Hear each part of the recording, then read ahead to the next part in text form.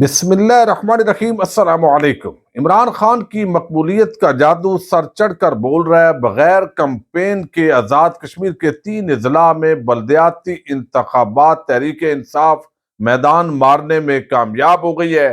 نون league کا صفایا ہو گیا ہے۔ غیر حتمی غیر سرکاری رزلٹ آپ کے سامنے رکھوں گا۔ پاکستان کی معاشی بربادی کا ذمہ دار کون ہے؟ نون لیگ کے وزیر خزانہ نے ایک بڑا اعتراف کیا ہے۔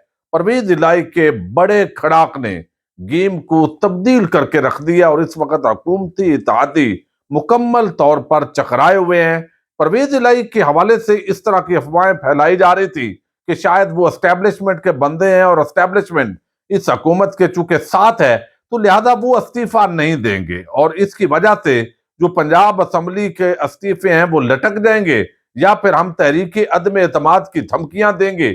اس کے بعد عمران خان اس پوری صورتحال کے اندر ریورس گیئر لائیں گے۔ لیکن جو اس وقت گزشتہ روز اگرچہ مونس الہی نے کلیئر کر دیا تھا، لیکن پرویز الہی نے جو بیان جاری کیا کہ پنجاب حکومت عمران خان کی امانت ہے، ہم وعدہ ہیں، جس کے ساتھ چلتے ہیں اس کا ساتھ نہیں چھوڑتے۔ عمران خان اسمبلیاں توڑنے کا کہیں گے تو 1 منٹ کی دیر نہیں ہوگی۔ استعفے دیے تو شہباز شریف کی 27 کلومیٹر کی حکومت 27 گھنٹے بھی نہیں چل سکے گی۔ اللہ نے عمران کو نئی زندگی عطا کی ہے۔ راولپنڈی جلسے میں عمران خان کی سیاسی حکمت عملی فیصلہ کن راؤنڈ میں داخل ہو گئی ہے۔ صوبائی اسمبلیوں سے استعفے آتے ہی پی ڈی ایم کا جعلی اتحاد بھی انتشار کی شکل اختیار کر جائے گا۔ اسی طرح انہوں نے بتایا کہ یہ شعبدہ باز جھوٹ بولنے سے بات نہیں آ رہا ہے۔ رانا ثناء اللہ ثانیہ ماڈل ٹاؤن کے اندر جو ہے وہ سزا کا مستحق ہوگا۔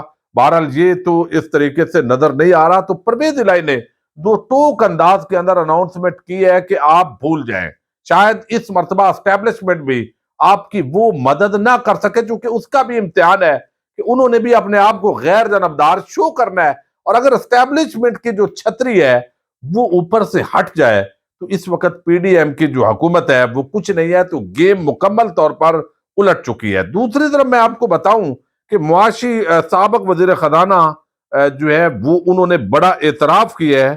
نون لیگ کے مفتاح اسماعیل جو ہے انہوں نے بتایا ہے کہ پاکستان کا جو ڈیفالٹ رسک ہے وہ بہت خطرناک حد تک بڑھ چکا ہے۔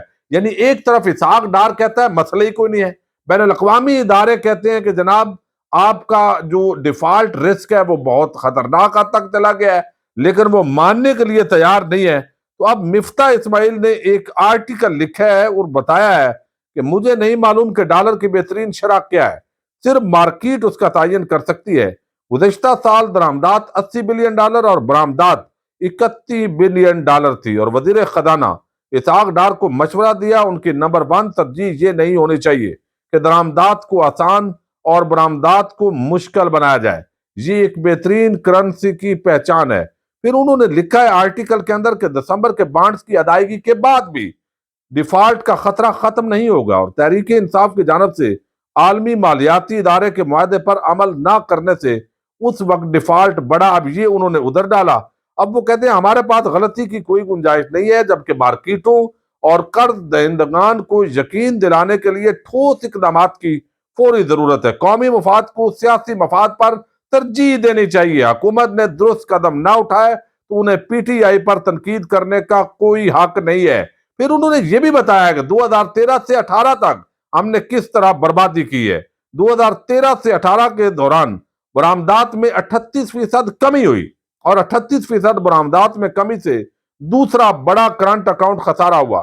پی ٹی آئی کے آئی ایم ایف معاہدے پر عمل نہ کرنے سے معیشت کو مشکلات پیش آئیں، تاہم ہم نے آئی ایم ایف سے دوبارہ معاہدہ کیا جس کے باعث مشکل فیصلہ کرنا پڑے۔ آج اوپن مارکیٹ اور انٹر بینک میں ڈالر کے ریٹ میں بڑا فرق ہے، اور اسٹیٹ بینک غیر رسمی طور پر ایکسچینج ریٹ پر بینکوں کی رہنمائی کر رہا ہے۔ تو پورے آرٹیکل کے اندر انہوں نے اسحاق ڈار جو ہے اس کی صورتحال کو کلیئر کیا ہے کہ اس وقت جو اعداد و شمار دیے جا رہے ہیں، معیشت کے جو حالات ہیں 2013 سے 18 تک بھی بربادی کی، اور اب پی ٹی آئی کو آپ الزام نہیں دے سکتے چونکہ جو کچھ ہو رہا ہے وہ اسحاق ڈار کی سرکردگی کے اندر ہو رہا ہے۔ یہ بہت بڑا اعتراف ہے، اور وہ کہتے ہیں کہ جو ڈیفالٹ رسک ہے وہ خطرناک حدود کو چھو رہا ہے اور داخل ہو چکا ہے۔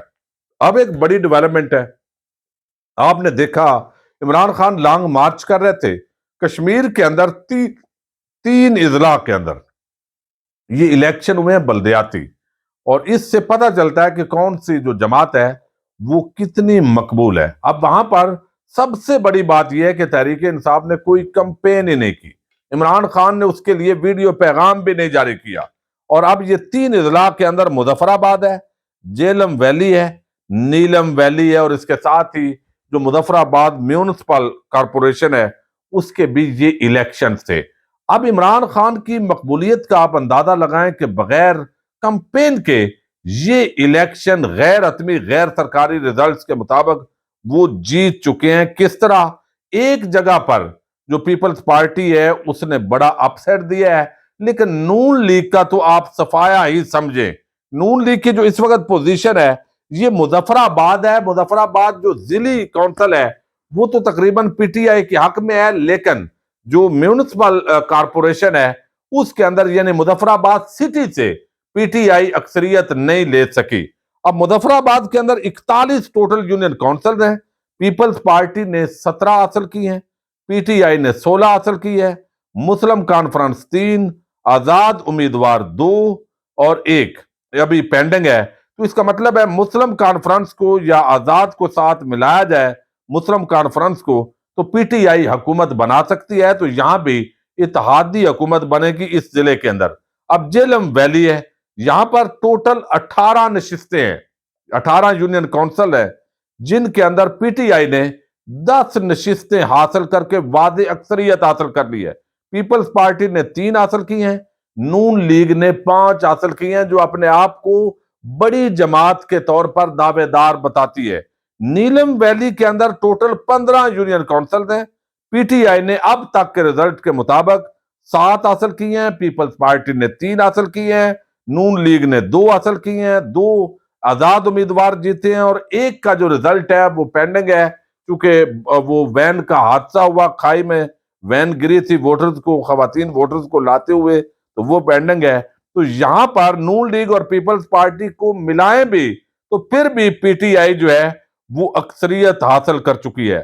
تو مظفر آباد، جہلم ویلی، نیلم ویلی تینوں جگہوں پر جو پی ٹی آئی ہے وہ حکومت بنانے کی پوزیشن میں ہے، لیکن اگر یہاں جہلم مظفر آباد کے اندر پی ٹی آئی یعنی پیپلز پارٹی اور مسلم کانفرنس نے یہاں حاصل کی ہے، نون لیگ کا تو صفائی ہے یہاں پر، تو اس وجہ سے یہاں بھی پوزیشن اچھی ہے، لیکن ظاہر ہے مظفر آباد کے اندر پیپلز پارٹی کا جو ووٹ بینک ہے اس نے واقعتاً جو ہے وہ حیران کیا ہے۔ بہرحال یہ ایک بڑا اپسیٹ ہے، لیکن آپ دیکھیے کہ بغیر کمپین کے پی ٹی آئی نے یہ اچیو کیا ہے، اور ان حالات کے اندر بھی کہ جب دیکھ رہے ہیں ایک بیانیہ ہے ان کا، دوسری طرف یہ ساری کوششیں کر رہے ہیں ساری پارٹیز، یعنی عمران خان اکیلے کے ساتھ مقابلہ ہے، اور اس وقت جو ہے وہ جیتنے کی پوزیشن کے اندر نہیں ہے۔ ایسی ضمنی انتخابات کے اندر یہاں پر ہوا، یعنی پنجاب کے اندر، پھر قومی انتخابات ہوئے، عمران خان 7 نشستوں سے الیکشن جیت گئے۔ تو یہ صورتحال ہونے کی وجہ سے اب یہ لوگ جنرل الیکشن کی طرف نہیں بڑھ رہے۔ ان کو بھی پتہ ہے کہ معیشت برباد ہو رہی ہے، جو ہے آگے ملک چل نہیں سکتا، اسٹیبلشمنٹ بھی یہ جانتی ہے، لیکن پی ڈی ایم جماعتوں کے پاس ویسے تو کہنے کو روز کہتے ہیں ہم بڑے مقبول ہیں، ہم یہ کر دیں گے، لیکن الٹیمیٹلی جو ہے یہ پوری طرح پریشان ہیں اور الیکشن کی طرف نہیں بڑھ رہے۔ عمران خان میں اکثر کہتا ہوتا ہوں ان کی مثال ایک ایسے پہلوان کی ہے جو اکھاڑے کے اندر اتر کر باقاعدہ لنگوٹی کس کر وہ کہہ رہا ہے بھائی ادھر میدان میں آؤ، تو یہ اوپر سے گھوم کر باتیں بھی کر رہے ہیں اور سارا کچھ ہو رہا ہے، اس کے باوجود الیکشن کے اندر نہیں آ رہا ہے۔ سندھ کے اندر بھی اب عمران خان کی صحتیابی کے بعد ایک بھرپور کمپین چلے گی۔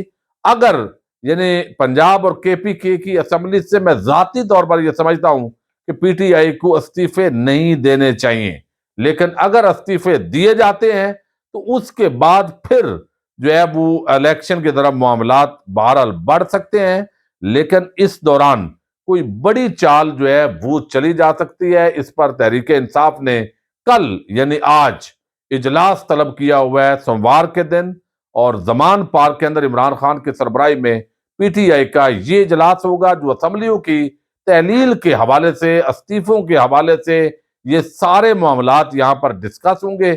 اپ ڈیٹس آپ کے سامنے رکھتے رہیں گے۔ اجازت دیجیے گا، اللہ حافظ۔